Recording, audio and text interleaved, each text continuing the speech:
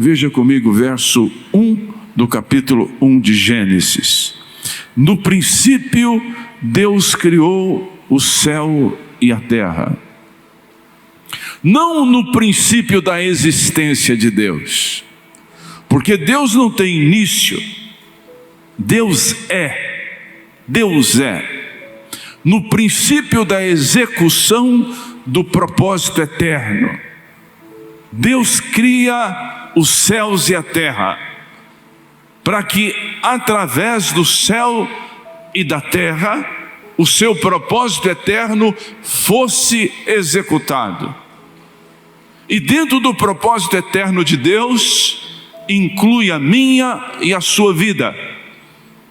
E Deus nos dá liberdade de escolher se eu vou ter um propósito de vida segundo o propósito eterno, ou se eu vou andar no meu propósito pessoal, que eu escolhi andar. Quem está entendendo, diga amém. E no verso 2 diz assim: a terra entretanto era sem forma e vazia.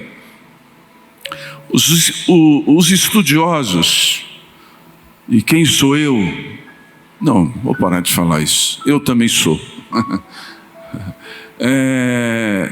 Um estudioso da Bíblia já há anos, e eles, através das melhores traduções, as melhores interpretações das Escrituras, eles dizem o seguinte, e eu concordo com eles, que, entretanto, a terra se tornou sem forma e vazia.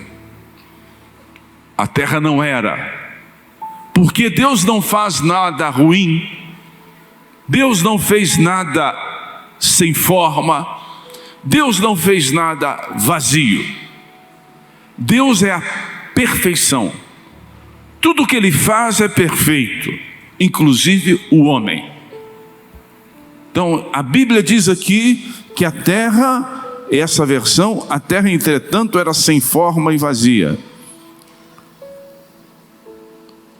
A melhor tradução é: a terra se tornou. Por quê? No livro de Jó, eu não gosto de ler muito o livro de Jó. Quem já leu o livro de Jó? Levanta bem alta a mão. Quem já leu? Deve ler, sem gostar. Eu cheguei na minha leitura esses dias até Jó, falei, vou pular para Salmos. Está rindo, mas é verdade. Vou pular para Salmos. Aí comecei Salmo 1, estava no Salmo 30. Eu falei, vou voltar para Jó, que eu gosto de fazer com sequência. Aí comecei o livro de Jó de novo, sem entender muito aquilo, sem compreender muito. Com essa justiça que a gente tem, a justiça debaixo da graça é difícil entender, Jó. Porque a graça de Deus nos dá um entendimento que nós não precisamos passar o que Jó passou, porque Jesus Cristo já levou todas as nossas aflições. Então é difícil entender, Jó. Jesus Cristo já pagou um alto preço. Quem crê que Ele já pagou um alto preço? Levanta suas duas mãos, fala: o Senhor Jesus levou todas as maldições, levou todas as doenças, levou todas as pragas, levou todas as aflições que era destinada a mim. Levante bem alto as mãos, fale: eu sou livre disto, em nome do Senhor Jesus. Mas eu comecei a ler o livro de Jó de novo, e no diálogo de Jó com Deus, Deus falando com Jó sobre a justiça própria de Jó, Deus disse a ele: aonde você estava quando eu lancei os fundamentos da terra? Aonde você estava quando eu coloquei limites para os mares? Aonde você estava quando eu criei todas as estrelas? E aonde você estava naquele momento em que todos os seres, todos juntos, inclusive você, cantavam de alegria e louvor por toda a minha criação. Quando eu digo inclusive você, porque naquele instante Deus já tinha criado o homem à sua imagem e semelhança. Aí você diz, então a Bíblia não é cronológica? Ela não é cronológica. Alguns acontecimentos são inseridos em textos, em livros que já aconteceram no passado. Mas Gênesis capítulo 1 mostra essa cronologia, porque no verso 27 e 28 diz, façamos o homem a nossa imagem, a nossa o quê? Semelhança. Então nós vivemos, nós que eu digo o homem, e nós no primeiro homem, naquela geração que nos representava, num momento em que todos adoravam o Senhor em perfeita ordem e harmonia. E Deus, como diz o Salmo 8, Deus fez o homem acima de todos os seres. E deu ao homem o direito de escolha, que os anjos e os querubins, talvez os querubins tinham uma possibilidade de escolha, mas não plena como o homem. Porque o querubim foi feito anjo, mas o homem foi feito à imagem e semelhança de quem? De Deus. Então, neste momento, do verso 1 ao verso 2, tem a primeira queda. A Bíblia fala de duas quedas. A queda de um querubim com um terço de anjos e a queda do homem. A primeira queda é a queda do querubim Lúcifer e um terço dos anjos, e isso se dá entre o verso 1 e o verso 2. O verso 1 fala de perfeição. No princípio Deus criou os céus e a terra. Repita comigo, fala, tudo que Deus cria é perfeito. Levante bem alto as mãos, fala, Deus não criou o mal, Deus não criou a desgraça, Deus não criou as coisas ruins. Fala, Deus, tudo que Deus criou foi perfeito. Então entre o verso 1 e o verso 2 aparecem as trevas. As trevas é consequência da queda de Lúcifer, que a palavra Lúcifer quer dizer anjo de luz, e ele se transforma no diabo, na serpente. E por isso a terra se torna sem forma, diz aqui, a terra entretanto era sem forma e vazia, e a escuridão cobria o mar, que envolvia toda a terra, e o Espírito de Deus movia sobre a face das águas. Levanta sua mão direita e fala, ainda que haja trevas, há esperança também. Deus não abandona o homem. A queda leva a escuridão dominar a criação de Deus, mas Deus Espírito move sobre as águas, age sobre as águas. Presta atenção no que eu vou dizer. Tu conhece alguém que está debaixo de trevas? Tu conhece alguém que tem um caos profundo no interior dele? Tu conhece alguém que está com a mente perturbada? Tu conhece alguém que está preso pelo vício? Tu conhece alguém que está preso pelo ódio? Tem trevas na vida dele, mas o Espírito de Deus paira também sobre a vida dele, esperando o momento. Que momento, apóstolo? O momento da libertação. Que momento é esse? É o momento da redenção. Mas quando vai acontecer isso? Quando Deus liberar uma palavra. Repita comigo, uma palavra só.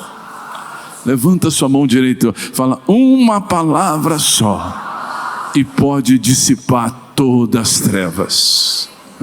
Uma palavra.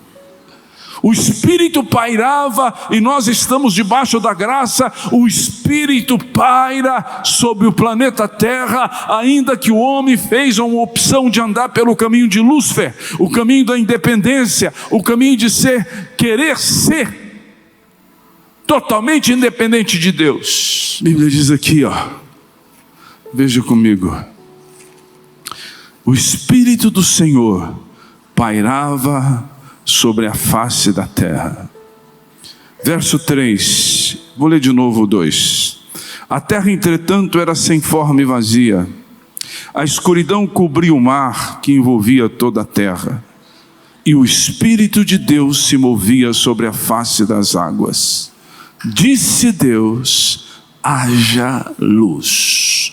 Levanta suas mãos, pensa na sua casa, pensa no seu lar, pensa no seu local de trabalho, pensa em você mesmo. Fala comigo: em nome do Senhor Jesus, haja luz. Novamente, em nome do Senhor Jesus, haja luz.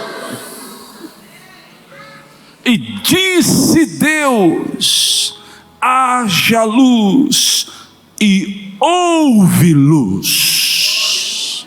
Fala comigo, fala: e haverá luz aonde eu estiver. A palavra vai sair da minha boca, porque o Senhor vive em mim. E eu vou declarar: haja luz, e a luz haverá em nome de Jesus. Haja luz. Haja luz. Abraça teu irmão e fala: a única coisa que você precisa fazer é crer, meu querido. Diga a ele: se você não crê, as trevas prevalecem, mas se você crê, a luz vai prevalecer contra as trevas.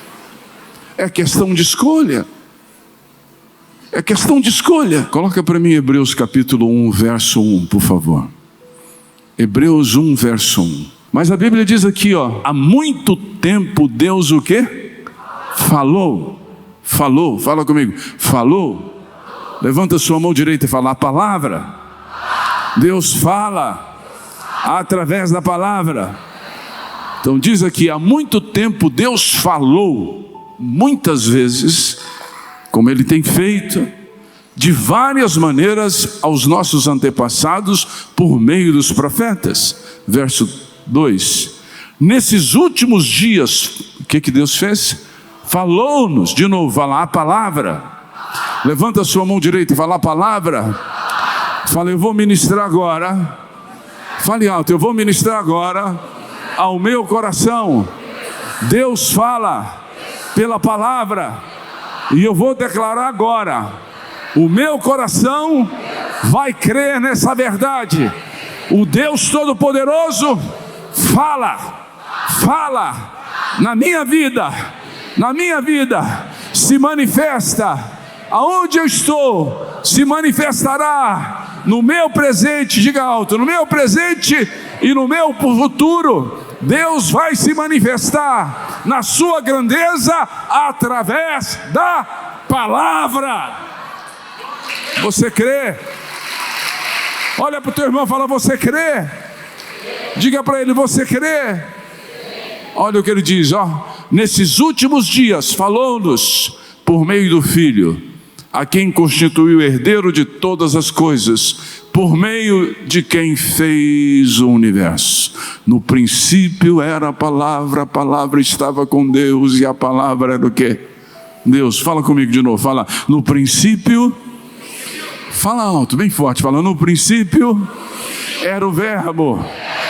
De novo: no princípio era o verbo, e o verbo estava com Deus, e o verbo era Deus. Agora fala de novo, fala: no princípio era a palavra era Deus, e a palavra estava com Deus. Levanta as duas mãos, e por isso ele disse: eu sou o caminho, a verdade e a vida.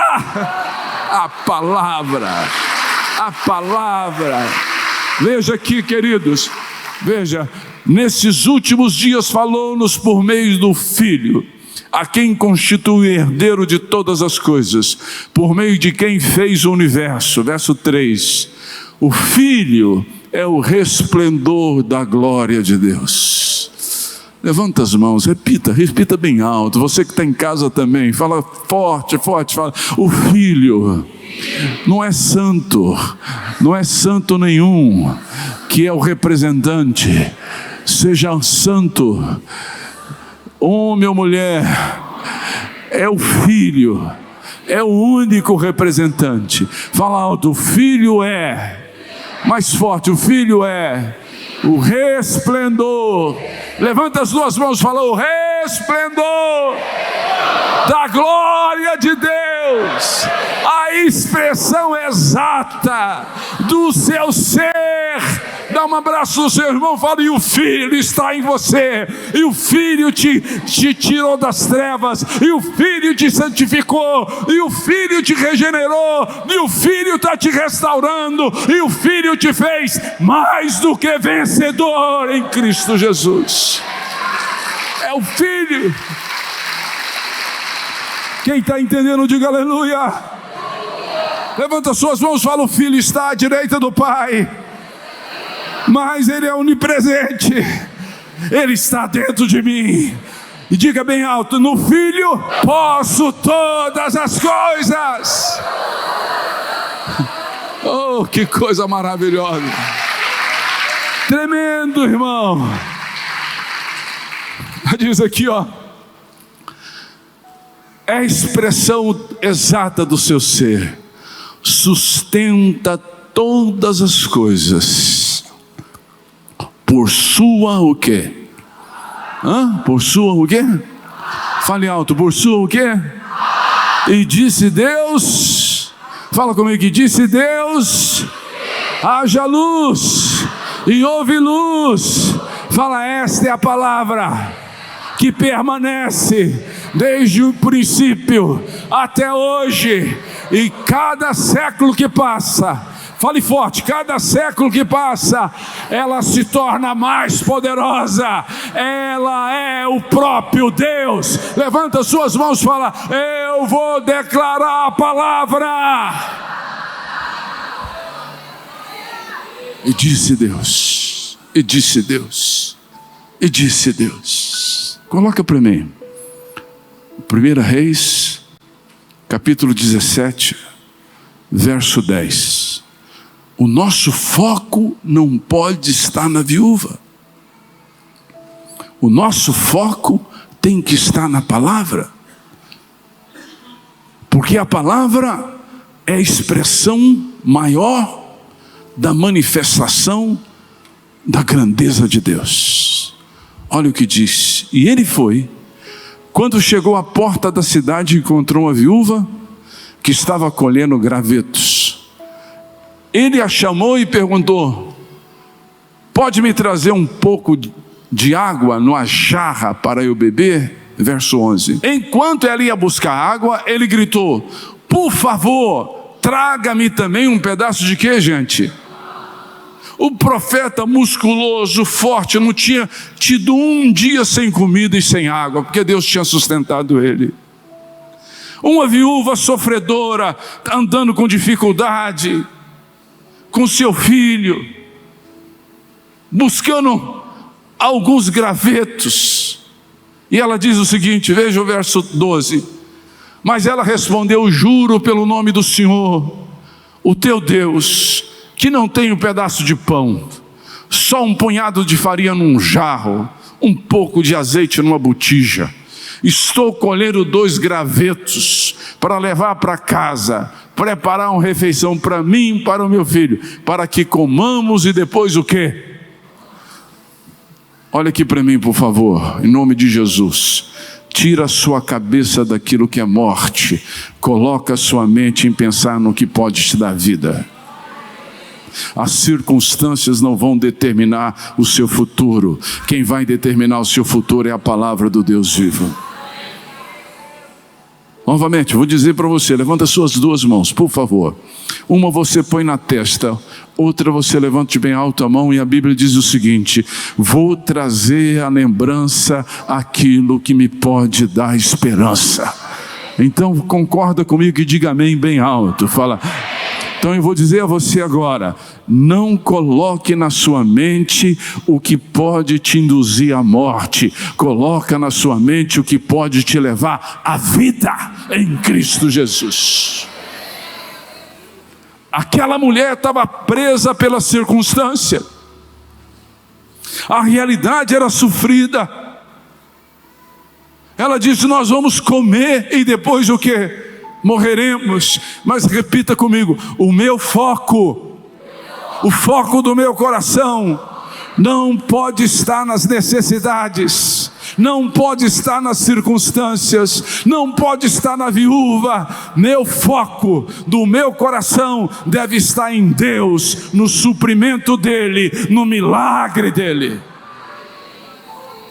Você entende o que eu estou dizendo?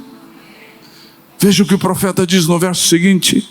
O profeta diz a ela: Elias, porém, lhe disse: não tenha medo, vá para casa, faça o que eu disse, mas primeiro faça o que disse, mas primeiro faça um pequeno bolo com o que você tem, e traga para mim. Depois faça algo para você e para o seu filho. Verso 14. Pois assim diz o Senhor. Fale bem alto: a palavra. Levanta a sua mão direita e fala: a palavra. Fala: assim diz o Senhor.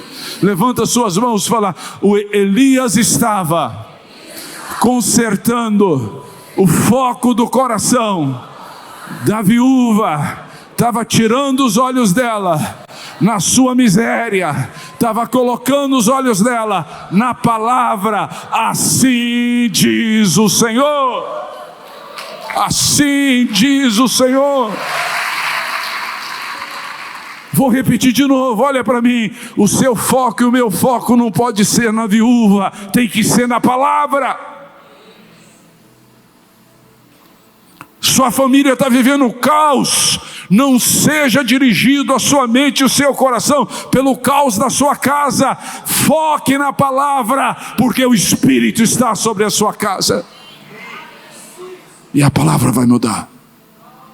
Você quer que a palavra vai mudar? Amém ou não? Eu creio. Colocasse os olhos na minha miséria.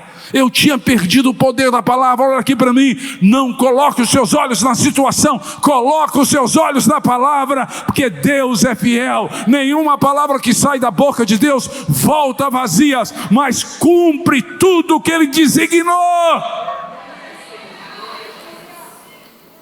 Você quer sair daqui crendo? Eu não estou perdendo tempo. Eu não tenho idade mais para perder tempo. Eu não tenho idade para ser iludido. Eu não tenho idade para pular aqui para fazer gracinha. Eu estou aqui com a palavra de Deus para a tua vida. Tira o teu foco das suas necessidades. Coloca o foco do teu coração na palavra.